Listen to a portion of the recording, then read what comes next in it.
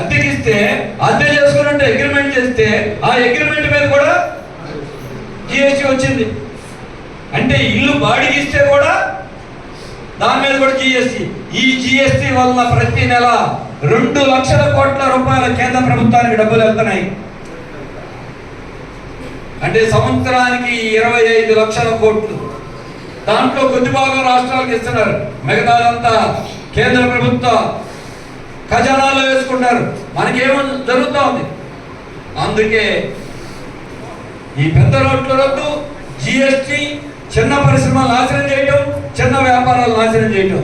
ఆఖరికి ఇదే కాదు, రిటైల్ మార్కెట్లోకి ఏమొచ్చేసినాయి వాళ్ళ రిలయన్స్, మెట్రో, డిమార్ట్ ఇటువంటివి వచ్చి చిల్లర దుకాణాలన్నీ మూతపడిపోయినాయి. మనం ఏమనుకుంటాం, రోజు టీవీలో ఇవాళ కూడా చెప్తున్నారు, మీ ఇంటికి అంతా ఆన్లైన్, నిమ్మకాయలు కావాలన్నా ఫోన్లో బుక్ చేసుకుంటే వచ్చేస్తుంది. బిర్యానీ మనం వంట చేసుకోవడం దీనికి, బిర్యానీ బుక్ చేసుకుంటే స్విగ్గీ, జొమాటో.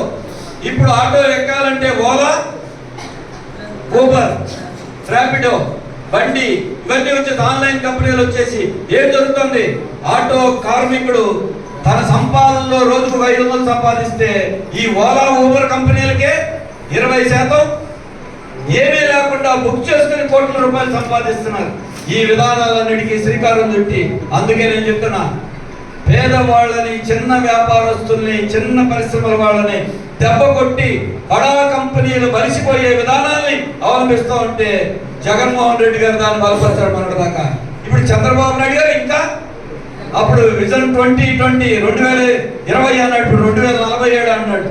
దీని అన్నింటినీ చేశారు. ఈ సరళీకరణ విధానాలే, కార్పొరేట్ అనుకూల విధానాలే మొత్తం వెనకబడిన ప్రాంతాలను నిర్లక్ష్యం ఇంకా చేస్తున్నాయి.